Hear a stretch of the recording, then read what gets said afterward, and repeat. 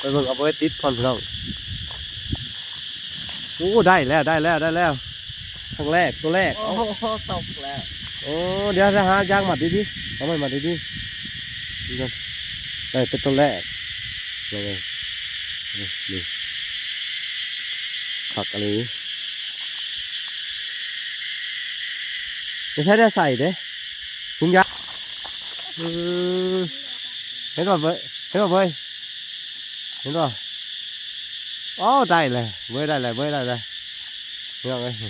เดี๋ยวจะหาถุงยางมาใส่ก่อนมื้อนี้เอาหลายๆรถเลยรสชาติมันหลายโพดจักรจันทร์กันพี่น้องเอ้ยอ๋อ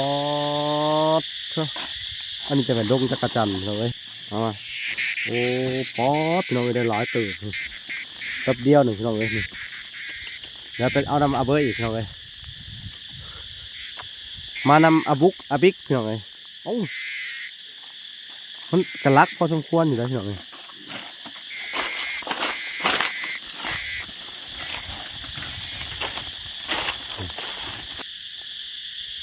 มาเบยโอ้ได้ลายนี้ต้นเต็มกำมือเลยนี่เราเอ้ยนี่เบยก็ได้ลาย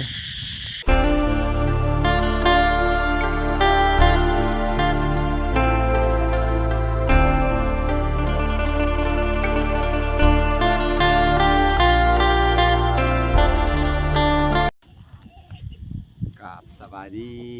พ่อแม่พี่น้องเบิร์ดสุขุสุคนเนาะก็ยินดีเข้าสู่ช่อง YouTube เบาหลาสายบุญคุณธรรมคือเก่าทุกคนทักทายสบายดี FC ทางฝั่งไทยและ FC ทางฝั่งลาวและ FC ทางต่างประเทศนั่นเด้อที่รับชมเบาหลาอยู่เนาะมื้อนี้กลับมาอยู่กับอาเบยคือเก่าเนาะพี่น้องเนาะสบายดีอาเบยสบายดีอาเบยสิพาไปใส่มื้อนี้สิไปที่จักรจันทร์อันแนมหน้ากล้องนะสิไปที่จักรจันทร์เนาะเพราะว่าอันหลังจากที่ว่าไปเบิ่งซุเพิ่นเนาะพี่น้องเนาะไปเบิ่งซุเพิ่นตัดไม้แล้วเนาะบ่ล่ะก็จะได้ไปกับอาเบยพี่น้องเอ้ยไปหาติดจักรจันทร์เพิ่นว่าเพิ่นเคยติดบ่เคยติดเนาะตะกี้นี่เฮามักติดจักรจันทร์บ่เข้าป่าเข้าดงบ่ลมก็แห้งแน่พี่น้องเอ้ยโอ้ยลมเนาะบรรยากาศนี่ทั้งร้อนทั้งลมบางมื้อก็ลมบางมื้อก็หนาวพี่น้องเอ้ยบางมื้อก็ร้อนแห้งอะไรมื้อนี้อากาศเย็นๆเนี่ยเนาะมีลมพัดเข้ามาเนาะพี่น้องเอ้ยก็คือว่าทางบ่ล่ะกับเบาเบยแล้วก็น้องๆอันอยู่ในบ่ที่ว่าอันเพิ่นตัดไม้เฮาเนาะพี่น้องเฮาก็สิเห็นจักรจันทร์หลายแล้วก็เพิ่นบ่เบยก็มีตังมีหยังพอดีเลยเนาะเอานำน้องๆเนาะก็เลยสิได้ไปติดจักรจันทร์พี่น้องเอ้ยเอ้าพี่น้องว่าสิเป็นจังไดเฮาสิไปเบิ่งวันที่จักรจันทร์อยู่กันเลยเนาะพี่น้องหลายพี่น้องอยู่ในโคกในป่าหลายเนาะในบ้านอาเบยนี่เนาะไปได้เนี่ยเอ้าพี่น้องเอ้ยหัวยุงหัวหยองมาแล้วลมพัดพี่น้องเอ้ยเอ้า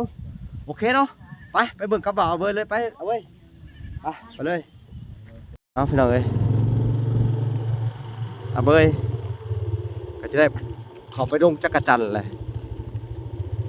คือสิลายเนาะเบยเนาะดงข้างหน้าเนาะ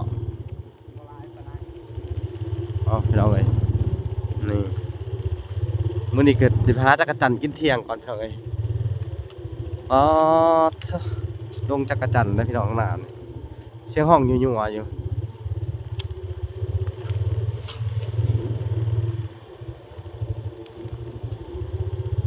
เดี๋ยวไปพ่อบอลจักรจันทร์อยู่เลยพี่น้องเอ้ยโอเคนะพี่น้องเนาะเขามาหอดปลาจักรจันทร์แล้วพี่น้องเอ้ยป๊อดเสียงจักรจันทร์หลายขนาดพี่น้องเอ้ยนี่ทั้งน้องอาเบยกับผู้หาไม้ติดจักรจันทร์อยู่ผู้ไปเบิ่งกันพี่น้องเอ้ย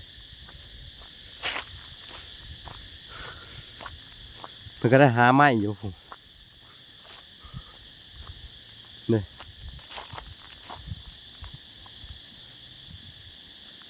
มาแล้วพี่น้องอันนี้ก็เป็นทางอาเบยพี่น้องเอ้ยที่ว่าพาเพิ่นไปหาติดจักรจันทร์นี่พี่น้อง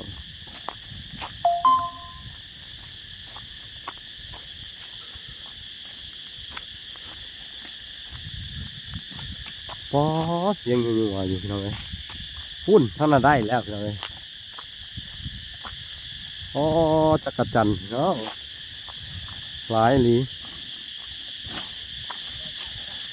อ๋อโค้งผู้ติดเอาพี่น้องเลย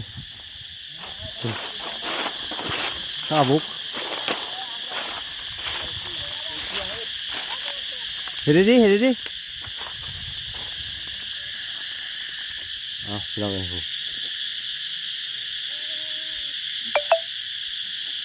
ผู้ติดแล้วผู้อ๋อต้นนี่พี่น้องเลยเหี่ยวลงมาเสียงยัวเลยพี่น้องเลยได้แล้วเอาบุกได้แล้วนี่โอ้ได้หลายต้นเติมแล้วบุกสบายดีบุกโอ้พี่น้องเลยป๊อดเอาเบยกำลังอะไรอยู่โอ้ต้นนี่จะเป็นมันหลายเนาะป๊อดพี่น้องเลยเต็มต้นเลยโหมารวมตัวกันบ่อนเดียวนี่กำอยู่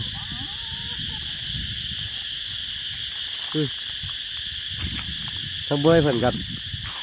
กำลังมัดไม้ที่จักรจันทร์อยู่เบิ้งหูขนาดกระติดไปโอ้ได้เลยเข้ามาเอาเบยเด็กโตเลยเราจะขึ้นไปเอาอยู่นี่แหละมันจะแม่ลายได้แล้วมาไหมฮะขึ้นไล่เอาไม่ใช่จะเราเอาเลยครับไปนี่เดี๋ยวไปนี่เขากำอยู่เอ้าไปเลยมันยานไหมเฮาบ่ขึ้นรอติดเอาแต่มันหลายลิตรเลยพี่น้องผมนี่เจ้าตะพุทธโปรดอยู่ในไม้ฮะอ๋อเท่าต้นนี่เนาะมันหลายเลยพี่น้องเลยชุดล้อมจักรจันทร์นี่อ๋อไปเบิ่งเอาไว้ติดก่อนพี่น้องโอ้ได้แล้วตัวแรกโอ้โหตกแล้วโอ้เดี๋ยวจะหายางมัดดีๆเอาไม้มัดดีๆนี่กันได้เป็นตัวแรกเลยนี่ผักอะไรไม่ใช่ได้ใส่เด้ถุงยางเด้เราไอ้บุ๊กก็ติดเอาอยู่อ๋อหลายลิเลยนี่คือต้นนี่รอจักรจันทร์อ๋อหงเบี้ยนแล้วอ๋อได้ละบาทเลยโอ้เบี้ยนขาวเห็นป่ะเบยเห็นป่ะอ๋อได้เลยเบยได้เลยนี่เอาเลยเดี๋ยวจะหาถุงยางมาใส่ก่อนมือเดี๋ยวเอาหลายๆหลอดไปเลยรสชาติมันหลายโคตรจักรจันทร์กันพี่น้องเลยอ๋ออันนี้จะเป็นดงจักรจันทร์พี่น้องเลย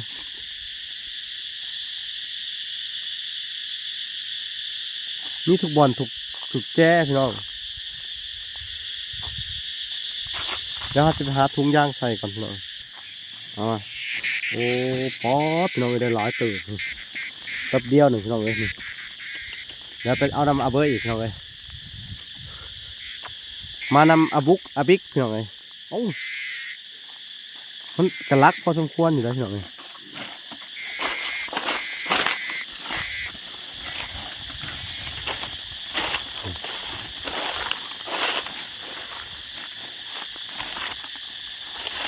เบิ่งโอ้บิ๊กลงมาบิ๊กอย่าขึ้นไปลูกโอ้นี่เห็นป่ะบิ๊กนี่2 โตนี่ตัวนี้เห็นป่ะบิ๊กบุกนี่เห็นได้5 ตัวเลย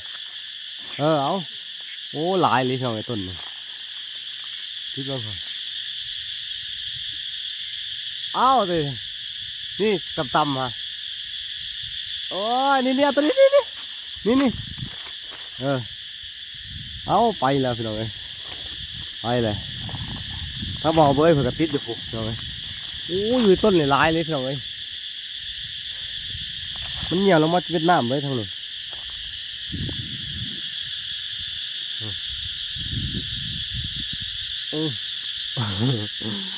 เอาหาต่ำๆเอาก็ได้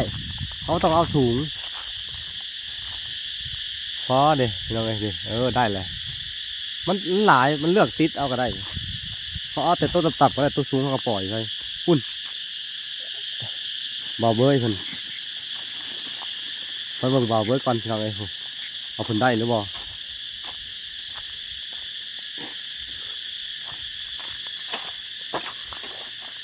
ก็หลายอันนี้ได้พี่น้องเอ้ยจะกระตันเน้นแนมหาก่อน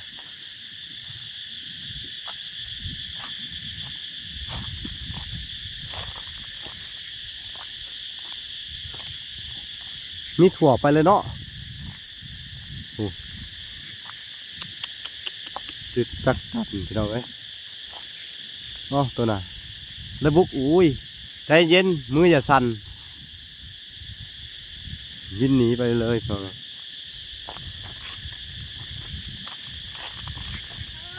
เบิ่งบ่อเบ้ยก่อน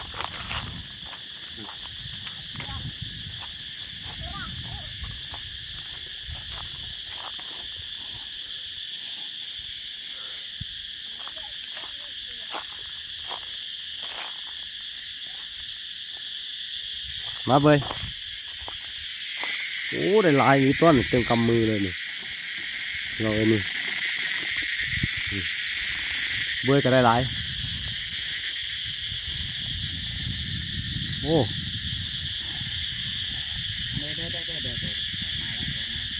เห็นบ่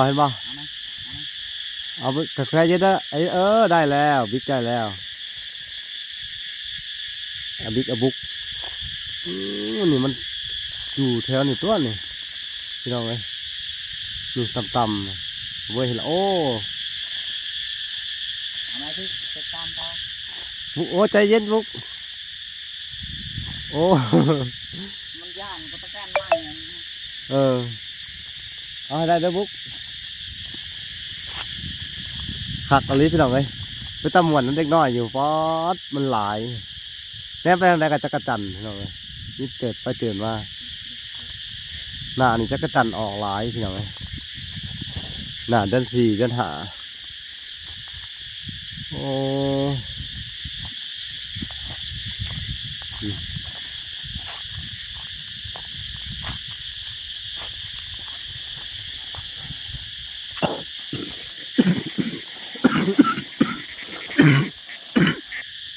ใช่ป่ะดิหัดไปเลยเรา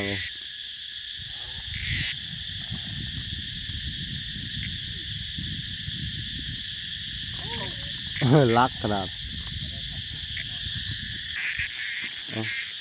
ก็จอดไปทีหลังเลย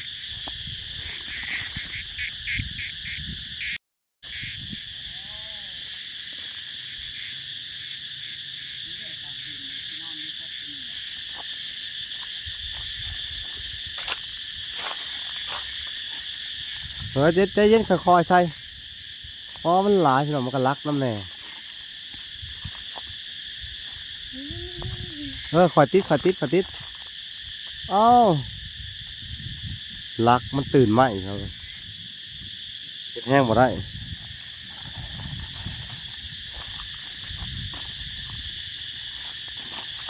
โอ้โหตะกะจันโอ้ได้แล้วมาเว้ยได้แล้ว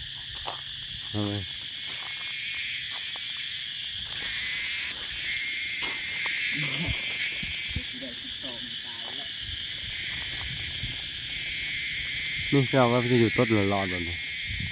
ตะกะจันเนาะโอ้นี่3 โต 4 โตเว้ยบุกมาบุกรอเร็วๆแต่คอยเด้อตัวนี้1 2เห็นป่ะได้ไหมเอาจัดไปโอ้ได้แล้วตัวนึงอีกเลยดิบปีกันเด้อบุกเด้อเอาไปตัวละโอ้พี่น้องเลยโอ้ได้หมด2เก่งว่ะบุกเก่งว่ะ เอาเบยยังบ่ทันอันน่ะเอาเบยก็ได้หลายคือกันพี่น้องเอ้ยจำพาได้ไปถ่ายเพิ่นอยู่พุ่นไปติดตามเบิ่งเอ้าเห็นอีกแล้ว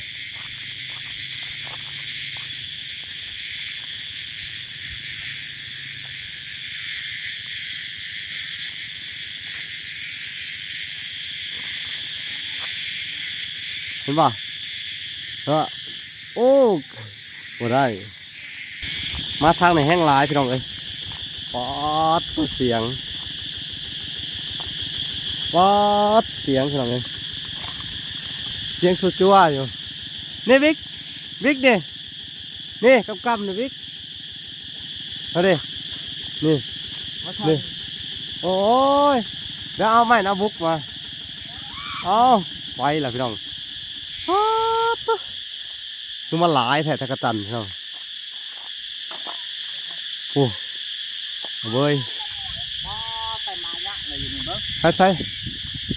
ป๊อดต้นป๊อดบินหนีพี่น้องเอ้ยผู้แตกเลยผู้โอ้แตกเลยพี่น้องเอ้ยผู้เพราะว่าหลายตะกะจันพี่น้องเอ้ยต่ำๆกับมีบินต่ำโตต่ำอะไรนี่สองตัวนี่มาเอาดูนี่ต่ำๆนี่ไปแล้วหุ่นตัวหนึ่งหูเห็นไหมฮะไปเลยคอยหาไปพี่น้องเอ้ยมันหลายมันเลือกบ่ถือเลยแต่ละต้นเนี่ยฮะนี่ไปโอ้ไปเลยพี่น้องเอ้ยมันก็รักพอแล้วเนาะต้องเอากลางคืนพี่น้องเอ้ย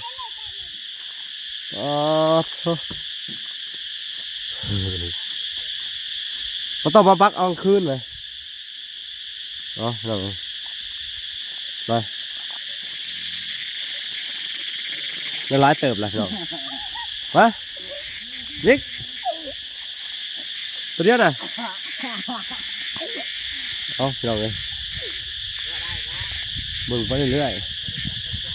ตะกะจันบอสพี่น้องหลายเอาเนี่ย แง่มเลยแบบนี้ นี่ต้นนี่แห้งหลายต้นนี่เอาดีแล้วดิปกหลายโตหนึ่งโอ้ได้เลย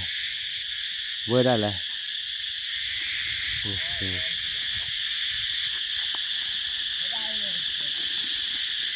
เฮ้ย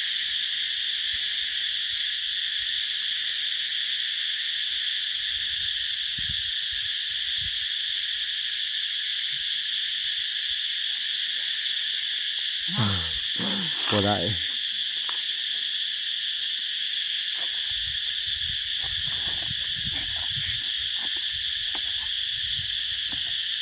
อันนี้มันบ่อนจักรจันทร์ชัดๆเลยเท่าไหร่ป๊อดต้นในดงเลยมันก็มันหลายแต่กระจายโอ้ยเอาบุกได้หลายเติบเลยโอ้มันปลายไม่หลอนเลย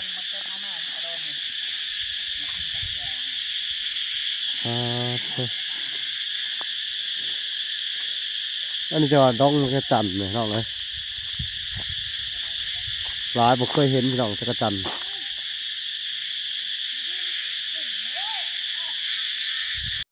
ปุ๊กโอ้ได้แล้วปุ๊กโอ้ยสองโตโคมกันโตโคมกันพี่น้องเอ้ย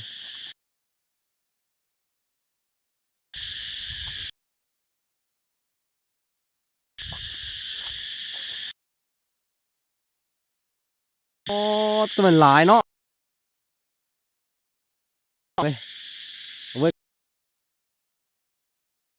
จักรจันทร์พี่น้องโอ้ได้บ่อุ้ยได้ฮะสองโต้โคบกันกับนี่นะโอ้ยบ่ได้เอาหามึงต้นต่ำๆนั้นเห็นปะโอ้ยบ่ได้พี่น้องมันหลายอะไรพี่น้องฮะญาติโตติดเอานี่ดอนจักรจันทร์พี่น้องเลยแค่นี้จะขึ้นซื้อไหมจักรจันทร์พี่น้องเลยปอผับ3 ผับ 4เราบินไปฮะตั้งกับบุมีโ โอ้ได้เลยได้เลยได้เลยโอ้ขักเนาะนี่พี่น้องเอ้ย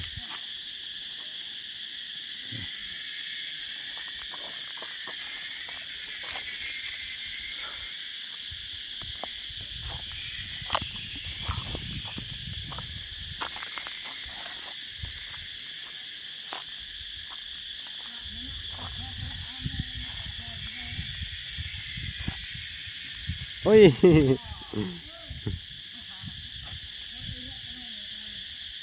อ่ะพี่น้องเอ้ยกับผมมียังหลายบาทอยู่เนาะหลังจากที่ตัดไม้เสร็จก็มาเอาจักรจันทร์ต่อพี่น้องทั้งน้องๆเพิ่นทั้งเบาบุกแล้วก็เบาเบยบุกเบยพี่น้องเอ้ยเอาโอเคเด้อทีแรกคลิปนี้กับผมมียังหลายพี่น้องเอ้ยหลังจากได้จักรจันทร์เบิ้งเว้ยทุงเด้วิบุกทุงอยู่ไสที่จักรจันทร์อยู่พูดอ๋อ